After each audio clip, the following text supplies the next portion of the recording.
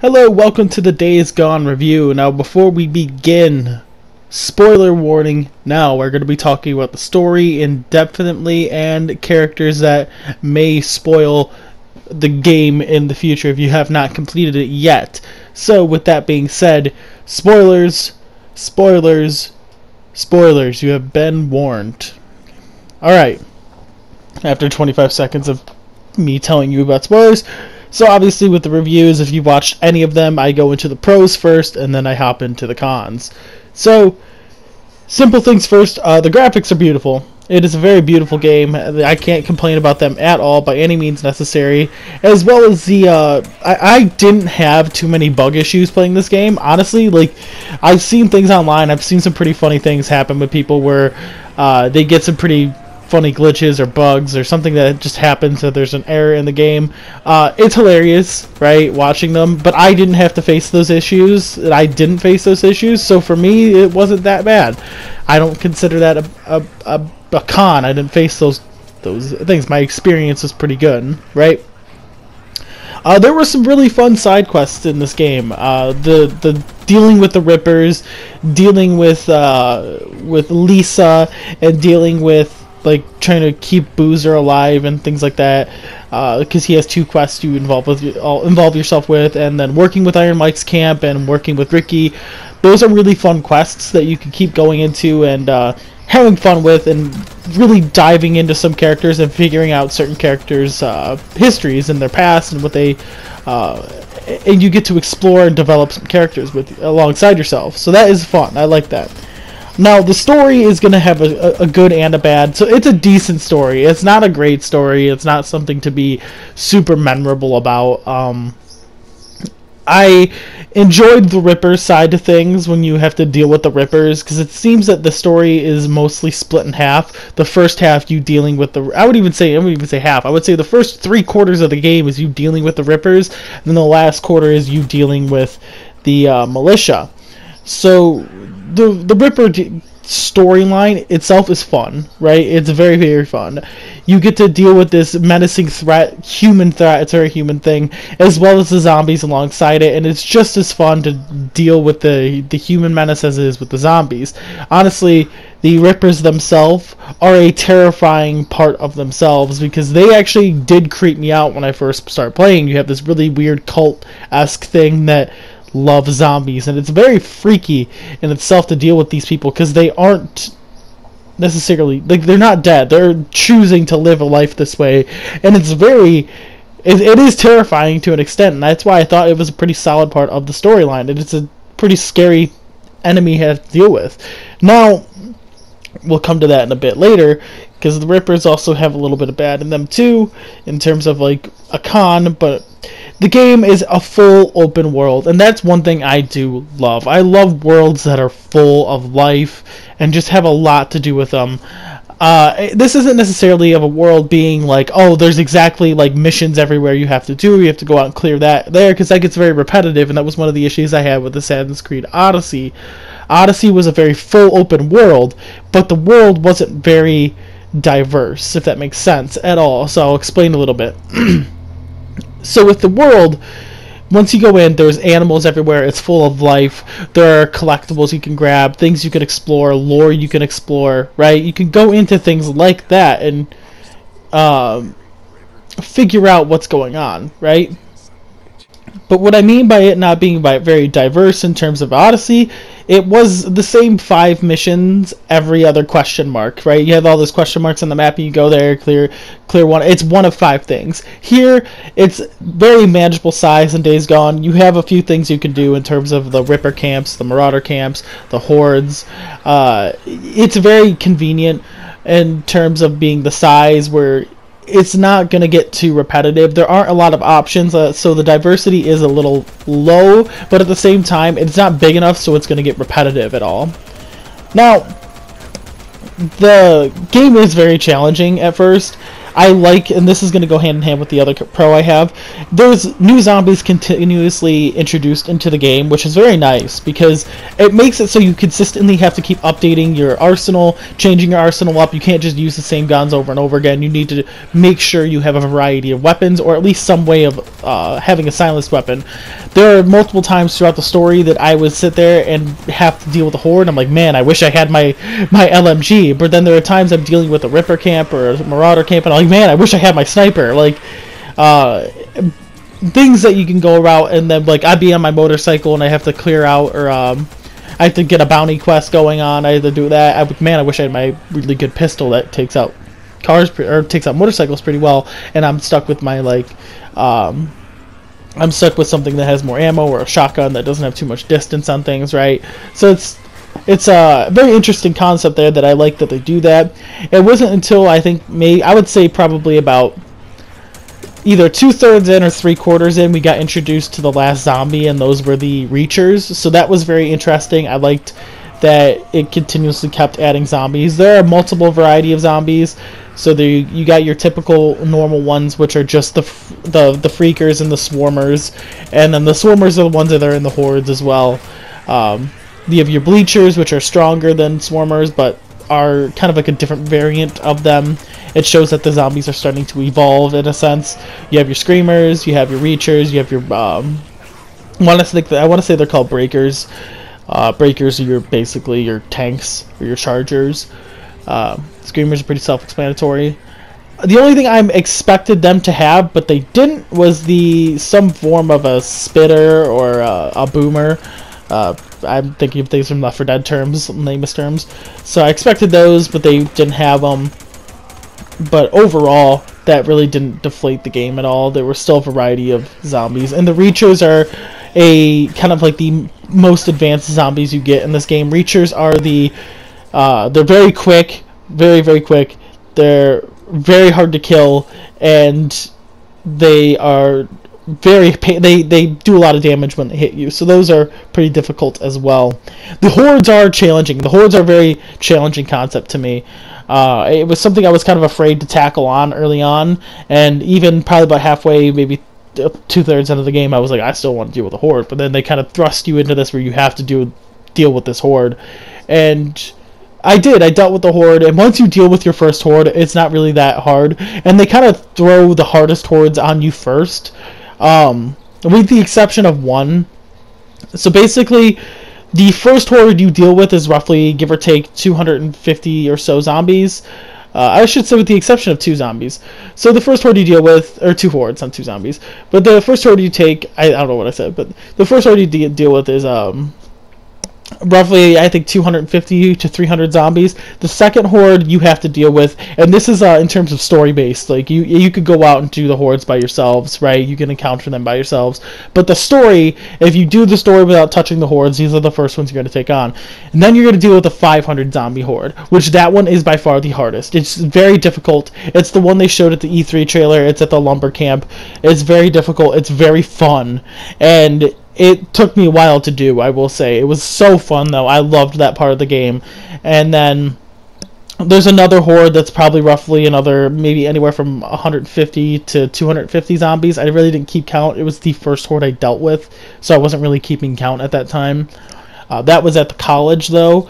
And then the other horde is it's in the southern part of the map, in the southern Oregon part of the map, and then it's near one of the Nero camps. It's by a train station, and I believe that one is either 200 or 250 zombies as well. And then the rest are 100, and they're very, very easy to clear out once you're experienced taking on hordes. At first, if you don't know anything about a horde, it will be very challenging, very difficult. But if you have an LMG or if you have an AR with a lot of ammo or upgrades on it, it'll be fine. You should be able to clear it out. But overall, I loved the horde system. I thought it was cool. It's terrifying your first time going by a horde and you're driving by on your motorcycle and you just see 150 zombies chilling on the road, and you're just like, what the fuck is this? Right? That is something I really like. Granted, I say the hordes were easier because I did all my hordes at the end of the game, and I had all the upgrades, had all the abilities, had all the weapons. I had everything, so it wasn't that bad going in. Once I started doing them, I started realizing, like, okay, once you start getting into a method, you start realizing that it's not as difficult as you thought they were. So, going into the Rippers, and the Rippers are a terrifying enemy. We went into them a little earlier, so I won't go too far into this, but the Rippers are terrifying in this game. I honestly thought the Rippers were scarier than the zombies at times, because the Rippers are just some of these weird cult people that worship the zombies, that are overall just terrible people, and I really, as much as I hated encountering them, they were very scary enough to, like, make me not want to deal with them. Like, this is something I don't want to deal with, I don't like this at all, whatever, don't want to deal with this. So I like there were a number of developed characters too that you get to watch grow and develop as the story progresses. Deacon being one of them, and now Deacon, I've seen a lot of criticism with him about, oh, he's just this typical kind of like immature person, this biker guy who's like makes these stupid corny jokes, right? But that kind of makes him who he is, and I really appreciated the amount of character development he gets. You get to watch him suffer about this loss of Sarah, and him dealing with the loss of everyone he knows and loved, basically, except for Boozer. But you watch him grow and get over that, and then consistently have to deal with the idea that she might even be alive, and him trying to move past it at the same time. So it grows him as a character. You get to watch him settle down and become more involved with the camp, and more tied to a camp. Like, you develop this loyalty to settling down and wanting to be with this group and develop relationships among people in that camp. So I liked that. Boozer as well, I liked watching, and you get to help Boozer develop as a character. He loses his arm very early on in the game. He gets burned by the Rippers, and then he has to get it chopped off because of blood poisoning. And so you get to watch him help him go through this depression and misery, and help him get over it with the addition of his little sword knife hand, and then you get him a dog, which is also something that really helps, and you bring back his bike, and you really help him develop and change and grow as a character as well, which is very nice. You get to help your in-game best friend grow. Now Ricky's you get to watch develop alongside you during her side quests as you're earning her trust back, which is very nice. You get to earn her trust and get her back, and believing that you can be a good person, and that overall is pretty solid. Iron Mike as well. Iron Mike is a very interesting character, I would say, because he's a character who's suffered a lot, right? But at the same time, he's someone who is willing to see the good in everybody and willing to do good for everyone, despite what they've done, what they may have, what their past may be, and what they're capable of doing, right? So I say that because he's willing to see the bright side and the good in the Rippers, even though they are terrible people. He's able to see that they're still humans and they still have a chance at redeeming themselves, right? So that's crazy to think that at the same time, if you look at what he's gone through, and in the story you see that everyone he knows and loved was basically killed. Here at actually where you're seeing right now in this city, in Sherman's camp, he was killed there. His loved ones were killed there. So that's crazy to see. Lisa is another character I really liked, because you get to watch this girl who's a teenager, who really doesn't know too much about this world or what's going on, because how would you react as a teenager in this society? You're growing up and watching the world change, and at the same time you're changing as well, so lots going on with you and with everything that's going on around you. So that's pretty difficult to see, and you're this character who's very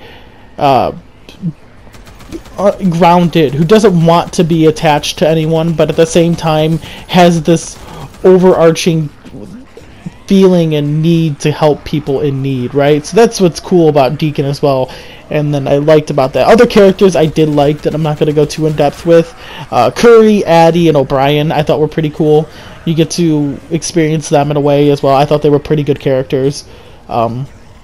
The vehicle mechanics and upgrades are awesome. The leveling up system is pretty damn good.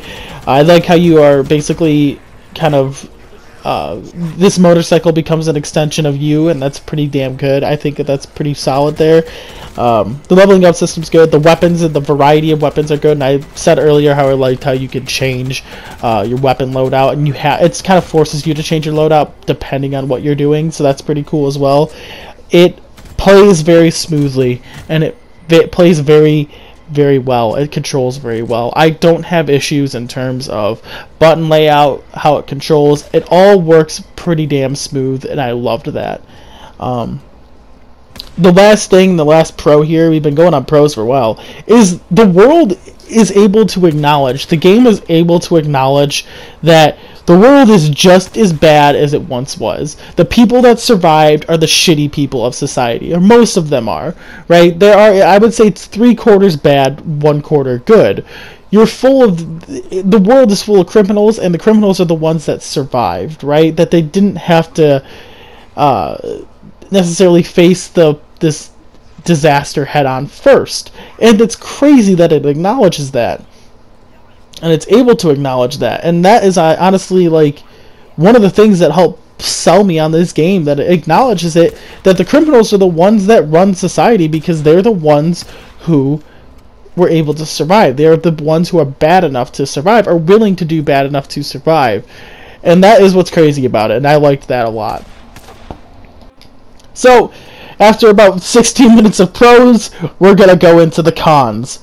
So, one thing that really does bother me a lot, and this is something that just got on my nerves, the frame rate lag just got so bad. And it was never in big areas. You could see it in my walkthrough, that it's always when I go into camp, or if it's somewhere like a big city, like the frame rates will lag significantly, or the graphics won't render in, and you get these kind of like just really I'm trying to think of the right word, these muddied like graphics that don't render in, and they're not good at all. They look ugly. It doesn't look polished. It looks just very, the textures don't come in. That's essentially what happens, and then it looks low quality, I think is the best word for it, right? So there's that. That is, I think, what got on my nerve the most. And the towards the end, when you're dealing with the hordes, the frame rate kind of goes down significantly. Honestly, it was weird because when it was only with a few of the hordes. It was with the smaller hordes where the frame rate significantly went down. The one with the 500 zombies worked perfectly fine the whole time. I had one scene where the audio didn't match the video, where the lips were moving and not the right words were coming out. I don't know what was going on there. It only happened once, so that's the only con I'll ever put on that, at least for that note, because it only happened once. Now, in terms of the story, it feels like the story is split in half, or like split in like 3/4 and a quarter, as I said at the beginning of the video, and I don't like that, because you're working so hard for Deacon to move on and get past Sarah and get past the things he has lost, and you do, and you make these new attachments with these other campers and Boozer and everyone else, and then you get the hints that she might be alive, and he goes crazy, and he needs to find her again. And that, I thought, was just kind of like, you spend so much time trying to forget her that even like it took the smallest a little amount of influence to change that, and I didn't like that. I wish it was more about him trying to get over the loss rather than the idea that she's still alive. The militia, the storyline was definitely the weaker of the two, the Rippers and the militia. The militia were kind of very one-dimensional, especially Colonel Garrett. He was a very one-dimensional character. There was not much that made me be like, oh, he's so right, or he's such a good character, he's such a bad character, right? I'm terrified of him, right? He was a very one-dimensional character, and that by far helped kind of dim down the effectiveness of the militia storyline. He's just this guy who's very radically religious and believes that mankind needs to be punished, or that they're being punished for this, and that they are the ones who need to bring the world back into light. And it just seems very stereotypical, and I mean, kind of one-dimensional, very one-dimensional actually. I would say kind of. So there are repetitive side quests too, caring for the weak or like helping the weak and things like that. Protecting the weak, I think it's called. That one was so boring. I hated those missions because it's like I don't care about like going into a camp and finding one person and saving them, right? They're usually characters you don't know, but somehow you know. Your character will interact with them sometimes, acting like you'll know them. And it's like, I've never met this person before. How do you even know this person? Kind of thing. So I wish either A, you met those people, and I think the only one you actually do know is Manny, which is actually an interesting mission itself. But the rest you don't ever meet. Which is annoying, I guess, in a sense. Helping the camps, too, which kind of transitions into that. It's annoying that every camp is just relies on you to do their mission. Hey, Deke, our survivors, our campers, are incapable of doing anything. We need you to do everything. And it's like, really? Like, you have a camp of like 150, 250 people, and not one of them can do your mission, but somehow I am the one person that is capable of doing everything for you. No, get some people, like, just do your freaking job. That's, I shouldn't have to go in and do that every time. That is so annoying that, like, Tucker, Copeland, or Ricky, or all the camps, Curry, and the Colonel were all guilty of, is that, hey, we're these really badass people, or we're these capable survivors, but we can't do anything to do this. The militia, oh yeah, we lost somebody. We don't want to risk the men. We have a lot of guys, but we don't want to risk that. Same with Curry, or Ricky's group would just appeal, be like, please, you're a good guy, Deke. You need to help us. We're doing this for Boozer. You need to do that there. So Iron Mike actually was the only one I think that has the justifiable reason for that. Boozer's getting helped, and they gave medicine to him, so it seems justifiable that you would help them in return.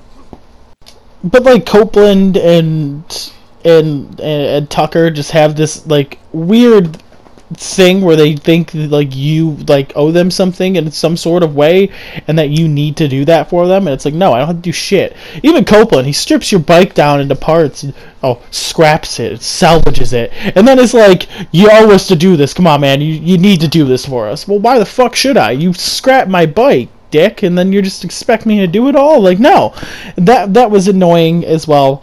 So some of the camps got on my nerves. Iron Mike's was the only one I think that didn't. I think I was pretty solid with that one. That's the camp I usually stick around to the most. Rescuing survivors or passersby is like the most annoying thing in the world, because they are the most useless people in the world. You do all the work, and then they're like, hey, thank you, and they say thank you for about 15 minutes, and then you can't skip it or anything, which is infuriating, because you have to wait so long sometimes to do that, and I'm just like, I don't care, dude, let me just keep go on with what I'm doing. I only did it for the trophy, so there's that. There are a lot of undeveloped characters as well. We went into the Colonel already. Colonel Garrett, very one-dimensional. Schizo, very one-dimensional. He's this wannabe gangster guy who's just a hothead, but then like when he wants something, he'll be a nice guy, but he's still a hothead and kind of a dick, and then that's about it. It doesn't really change much after that, so that's kind of annoying. Copeland, this self-righteous dude who thinks he's above everyone else, he's infuriating to deal with. Tucker is this two-faced woman who is very nice when she wants something, but when she doesn't want something, she'll be the biggest bitch in the world. Taylor just seems kind of like this druggie who I don't know how survived the apocalypse for at least 2 years or 2.5 years, because he seems like a heroin addict, I believe. I think what he is in the game, but somehow managed to find heroin for 2.5 years. I don't know. I don't know how he survived. I didn't like his character. I just felt that was kind of stupid, his whole arc. I didn't like that storyline. Carlos is a one-dimensional character, and he is what I have the issue with the Rippers. He breaks every single thing that his Ripper Society is supposed to represent. His Ripper Society is supposed to represent this culture that is letting go of their past and letting go of everything, yet Carlos is unable to let go of his past because he wants revenge for what they did to him. What Deacon, Boozer, and I think Jack did to him, but he wants revenge for that, and then he's hunting them down, which makes zero sense because the Rippers are supposed to strip everything and forget everything and lose everything of their past life and become and accept this new life and this new society, which again breaks everything that they believe in with him. But he's their leader, so there's the exception, I guess. I don't know. I thought it was really stupid. I hate that. That made no sense. It broke their lore into an extent. It's kind of like a plot hole, minor plot hole. There were terrible boss fights, and I use boss very loosely. Fighting Carlos was the easiest thing in the freaking world, and I didn't like that. I wanted something a bit more challenging. It was super quick. It was super easy. It wasn't that big of a deal. Other than that, that's the only like boss fight I consider a boss fight. You don't get to fight Garrett at all, or Colonel Garrett. You just kind of move on with life with that. Where it's a cutscene, moves on with the cutscene. And then lastly, the biggest issue I have is the weapon wheel. The weapon wheel gets so clunky that once you get a lot of stuff and a lot of like things in your weapon wheel, it gets very unorganized to an extent. There's times where I needed explosives and I just couldn't get my explosives, or I needed a certain gun and I couldn't get my gun because it just wouldn't move over to the tab I needed it to go to, and that was kind of annoying. The thing I am unsure about is Sarah. Sarah makes absolutely zero sense to me. She's this character that is in love with Deacon, right? That when during the flashbacks, she expresses an extreme amount of desire to stay with him and be with him, and yet when you finally find her, she's kind of like, no, yeah, you found me, right? And I get she's under this circumstance where she's in the militia and like she can't reveal certain things or can't do certain things and act a certain way because the militia has certain ground rules and rules themselves. Yet when Deacon's like, hey, let's just get out of here, she's like, no, we can't get out of here, right? We can't do that. And she seems so determined to find a cure, but you find out why too, because it was her research in the first place that helped cause the virus to start spreading. So it's like, okay, I get it, but at the same time, like, I would feel like Deacon is more important to you than some militia, right? And I don't know, I just thought her character was a little weird. I was very unsure about her character going into this. Overall, as I'm done, I'm done with this game. I platinum trophied it, got all the trophies, so there's not much I have left to do. And by not much, I mean all I have to do is get the collectibles and I'm done. But overall, out of 10, this game gets an 8. I think this game gets an 8. I think that's by far. It was a fun game. It was a good game. Would I play it again, the story over again? Maybe later if I get bored and want to replay one of my games. This is one of the games I'd probably take in mind or take into consideration, maybe on a harder difficulty. So 8 out of 10 is a very good score for it. There are definitely more pros than there are cons. This is like one of the first first reviews I've spent more time doing the pros than I have the cons. So that's interesting because I think I did 16 minutes on the pros and about 10 on the cons. It's the first time that's happened in a while at least. It's a good game. It's not a great game. It's not an average game. It's a good game, right? That is what I would say with this game. Was it worth the $60? Yes. It's probably about a 35 hour story, right? I would say probably 30 hours in terms of the story with the hordes at the end if you didn't do the hordes and kind of like the post-credit stuff and everything if you want to get all the collectibles. Probably about 40 hours total, right, you'll invest in this game. I think I invested about 40 hours into the game, give or take, right? Maybe an hour or less or an hour more. So, good game. I had a lot of fun with it. Worth the $60. Definitely worth it if you can pick it up for like $30 or $45 when it's on sale or if it goes on sale. Definitely pick it up. It's worth it if you have a PS4 by far. Oh, I guess one thing too I forgot to mention that I did like. I like the infected animals. We didn't talk about that at all.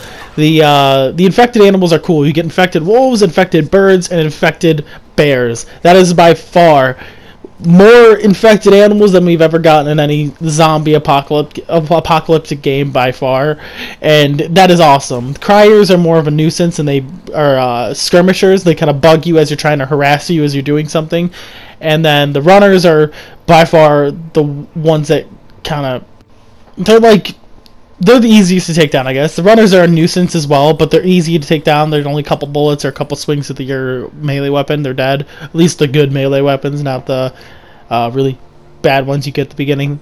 But the Rangers, the Bears, holy hell are the Bears hard to take down. So there's that too, which is a degree of difficulty as well. But overall, good game. I definitely recommend you guys pick it up if you can. I don't know if I would believe all the reviews online with people saying, "Oh, it's just another stereotypical apocalyptic game. It's just another zombie game." Definitely not just another zombie game. This game does bring a lot to the table, and I know a lot of people are trying to take a hit on this game or use this game as an example to be like, "Look, Sony is finally faltering with their exclusives." No, that's just people trying to take down Sony because they're kicking ass this generation. But you know what? I have both consoles, and last generation Xbox 360 ended up overall, I would say, being more successful, but at the same time, the PS3 did eventually outsell the 360, I think, at the very, very end, but I don't really care about that. But in terms of at least the exclusive power, I think Xbox 360 was a bit stronger last generation. But I guess for this game, I think people are just trying to use this all like it's a generic game. It's Sony finally messing up or faltering, and they aren't as great as we all think they are, kind of thing. I think that's what people are trying to use with this game. No, this game isn't. I guess this game isn't innovative in terms of bringing anything new to the table, right? But I believe this company was an indie company at first, and they were brought up into a AAA status. So what they did with what time they had and what they brought to the table was very good, and I don't understand why people are so quick to hate on this game. This game is a lot of fun. I had a lot of fun with this game. I wanted to play it and continuously play it, right? And so I think if anyone is able to get their hands on it and play it for themselves, you will have a lot different of an experience than watching it, because it's kind of like God of War of The Last of Us, right? You could watch those games and be like, wow, those games look cool, but I'm never gonna. You kind of see the flaws in it. But when you play it and you're watching it and experiencing it for yourself, you're like, damn, that's really cool. That's really good, right? That was badass. You get to see the game firsthand and react to it accordingly. So that's what I think is the only difference between it. By far, though, I did have a lot of fun with this game, and I would say I probably would put about, I would say, 40 hours into it by far. But yeah, that's it for this review today. Went way longer than I thought we would go. I thought we'd be doing about like a 20-minute review. We got into 32 minutes here. But you know what? This is a lot of fun. I like this game. I was glad to be able to play this game. It's not one of the it's not one of the more popular of the walkthroughs I've done. I know usually with a walkthrough they end up becoming more successful later on, especially when I fully completed the walkthroughs become more successful, and usually I have a couple videos per walkthrough that always get a lot of views. I don't know why. That always weirds me out. Like, not weirds me out, but it just confuses me. I'm like, there's always 1 or 2 videos or 3 videos per walkthrough that just gets like 400, 500, 600 views. I don't understand it. A couple get 1,000, and I'm just like, why? What was so special about this video? I don't know. I'm like, for me, it's just another video, but I guess, you know, there's that. But maybe it's the part people are struggling on. But you know what? I don't know if it'll happen with this game. Regardless or not, I don't record, like, whether or not you guys watch the videos or not, I have fun doing it, and that's what really matters to me the most. I have a lot of fun playing the games. So with that, I hope you guys enjoyed this review. If you have any questions or comments, or if you agree or disagree with me, let's have a discussion about it in the comments below. I'd love to. Overall, like I said, this game was a lot of fun, and I don't regret playing this game or buying this game one bit. This is something it was an impulse buy. This game was definitely an impulse buy. It was right before finals. I was like, you know what, screw it. I want a new game. I haven't gotten a new game since Odyssey, right? And so I bought this game, picked it up, played it, boom, perfect. It was fantastic. It was totally worth it. Totally worth it. And it's an easy platinum. If you're into platinum trophying games, if you're into getting all the trophies, right? It was a very easy one. It took me, like I said, roughly 40 hours, but it's all through the story as well. So you're playing the story and getting these trophies. I only spent an additional, I would say, maybe 5 hours getting the other trophies. I put an extra 5 because I wanted to do all the hordes, and the hordes are not trophy related at all. so you don't have to worry about that. But overall, this game was a very easy platinum, and it's not a game I got fatigued with either, because usually after I get done with the game, like, I don't even want to touch this game, right? But you know what, if I wanted to, like, if I had stuff to do still, I did everything, right? I beat the game, and I was like, you know what, I could go back and do that. I want to go clear out the hordes. I wanted to do that. It wasn't a game, but it was like, I have to go back and platinum trophy this, right? I beat the game in 7 days, and then which is not healthy. Don't do what I did. And then I took a day, 2 days. No, I'm trying to think of what my time schedule here. Okay, yeah, I did take 2 days off, and then I beat the game that third day. So I took 2 days off, and I was like, I played a little bit of NHL, and I played a couple other games, Battlefront 2, and I was like, you know what? Yeah, I kind of want to go back and platinum trophy that game, and I did. So there's that. It was a fun game. It was a challenging game. Good game. Worth every penny, right? If you guys want more walkthroughs or reviews, please smash that like button, because that always helps, guys. Lets me know you guys are interested in the walkthroughs, or interested in the reviews. And I hope to see you guys in the next video. As always, please subscribe for more content like this. And I'll see you guys in the next video. Peace.